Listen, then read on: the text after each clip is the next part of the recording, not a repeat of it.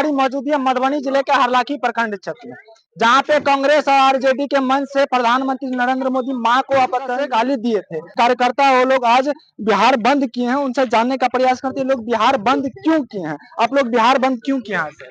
देखिए, महागठबंधन के मंच से प्रधानमंत्री जी के माता जी को जो स्वर्गवास हो चुकी है उनको गाली दिया माइक लगा करके। हमको लगता है ये पूरे हिंदुस्तान में पहली घटना होगा जो माइक से किसी की मां को गाली दिया हो।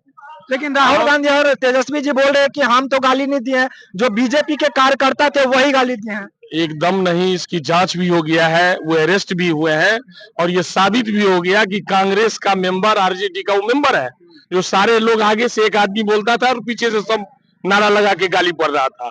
इसकी आप भी जांच कर लीजिए। पूर्ण तरह से शमशार है ये हिंदुस्तान। और महागठबंधन को भी प्रेस कॉन्फ्रेंस करके सभी नेताओं को, राहुल जी को, तेजस्वी जी को, जितने भी दीपांकर भट्टाचार्य हैं कि और भी जो ममता बनर्जी, सबको माफी मांगना चाहिए खुलेआम प्रेस। नहीं तो क्या होगा, हिंदुस्तान में उन लोगों को 100 साल तक जगह नहीं मिलने वाली है सत्ता में, कहीं भी नहीं। बिहार में भी 50 साल नहीं और दिल्ली में भी वो 100 साल तक नहीं बैठेंगे। क्या इस प्रकार से सत्ता में गलियारों में नरेंद्र मोदी मां को गाली देगी, कितना तक सही है? बिल्कुल, मतलब जहां तक आप सोचिए, सोच भी नहीं सकते हैं इसकी कितनी भर्त्सना की जानी चाहिए। बहुत गलत किया है, इसका कोई अंत नहीं है। इस पर या सोचिए आप, अगर कोई गाली दिया वहां से, आप उन्होंने सुना, कोई महागठबंधन का नेता कल तक बोले थे प्रेस कॉन्फ्रेंस करके कि ये गलत हुआ या उसको हम सजा दिलाएंगे? कुछ भी नहीं बोले हैं। कल से वो बोलना स्टार्ट किए हैं कि ये गलती हुआ। जब एनडीए के सभी नेताओं ने इसका विरोध करना शुरू किया कि ये इससे कोई अन्याय हो ही नहीं सकता, चूंकि वो बौखलाए हुए हैं। समझ लीजिए आप, एनडीए की लड़ाई, भारतीय जनता पार्टी की लड़ाई अमेरिका से हो रही है विकास में, चीन से हो रही है, जापान से हो रहा है। हम लोग इस पार्टी लड़ते हैं कि हम अमेरिका से। आप देखिएगा, एक पत्रिका का आया है कि 38 में हम लोग अमेरिका से आगे हो जाएंगे, हम चीन को 47 में पीछे कर देंगे। ये स्थिति है। इसलिए ये लोग बौखलाहट में है कि अब तो हमको सत्ता मिलेगा नहीं। जब ये विकसित राष्ट्र घोषित हो जाएगा तो एक्चुअली में इंडिया से इनका लड़ाई नहीं है। वोट में महागठबंधन का कोई लड़ाई नहीं है। महागठबंधन गाली गलौज से लड़ाई करना चाहते हैं कि उत्पाद मचे, देश में खून खराबा हो, जिससे हमको सत्ता मिले। बिहार में देखा जाता है इससे पहले भी कई माता बहनों को अपमानित किया गया था, लेकिन प्रधानमंत्री नरेंद्र मोदी मां को अपमानित किया गया। जितने भी एनडीए के कार्यकर्ता सड़क पर उतरे, इससे पहले क्यों नहीं उतरते थे? देखिए, जब भी अगर किसी नेता ने भी, अगर एनडीए में भी किसी का मां बहन का अगर हुआ है तो निश्चित रूप से उस पर त्वरित कार्रवाई हुई है और एनडीए के नेता तुरंत निकल करके तुरंत बोले हैं प्रेस कॉन्फ्रेंस करके। उसको माफी भी नहीं मिला है, कभी नहीं मिलेगा, उसको पार्टी से निकाला गया है। ऐसी बात नहीं है। जब भी हुआ है किसी, आप देखिए अभी डिम्पल यादव को एक नेता ने ये किया था, बेइज्जती किया था, वो मुस्लिम का ही नेता था। देखिए पूरा एनडीए कुनबा एक हो गया, सारे लोगों ने जुलूस निकाल करके उसका विरोध किया। जोगी जी ने उस पर एफआईआर किया, एफआईआर चल रहा है। कैसे बोल रहे हैं आप?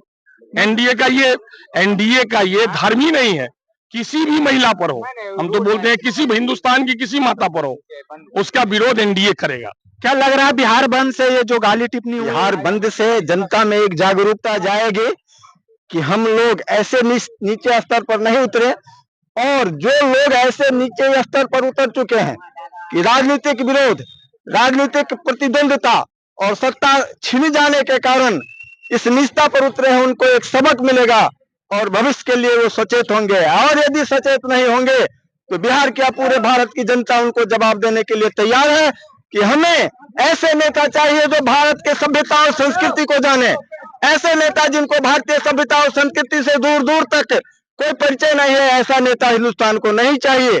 श्रीमान राहुल गांधी जो नेता विपक्ष है वो भारत की सभ्यता और संस्कृति से या तो परिचित नहीं है या जानबूझकर भारत की सभ्यता और संस्कृति पर कुठाराघात करते हैं और समाज में जानबूझकर विद्रोह पैदा करना चाहते हैं।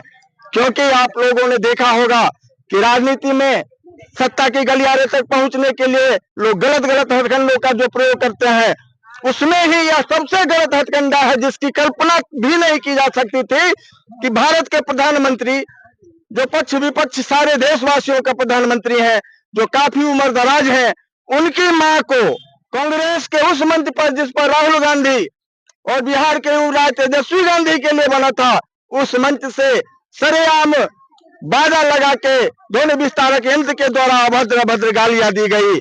इससे गिरा हुआ घिनौना काम इस समाज में नहीं हो सकता। और हमें लगता है कि पूरा समाज, वो चाहे किसी भी विचारधारा से जुड़ा हो, और एनडीए से जुड़ा हो, महागठबंधन से जुड़ा हो, वामपंथी हो, इस चीज को दिल से स्वीकार नहीं करेगा। सारे लोग अस्वीकार करेंगे ऐसी घटिया हरकत को। देश के प्रधानमंत्री नरेंद्र मोदी मां को गाली दी गई थी, लेकिन देश के अनेक कोना बंद नहीं है, लेकिन बिहार ही क्यों बंद है?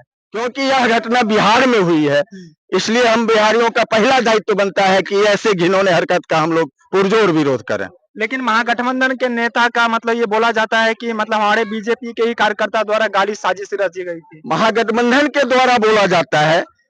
चोर भी अपने चोरी करने के बाद जब अपराध उसकी पकड़ी जाती है तो अपने पक्ष में सफाई देना शुरू करते हैं। लेकिन आपने देखा होगा उस मंच का जो व्यवस्था कर रहे थे, जो नेता थे कांग्रेस के, उन्होंने तुरंत देन एंड देयर माफी मांगी थी कि हमारे मंच से ऐसी हरकत हुई है तो हम माफी चाहते हैं।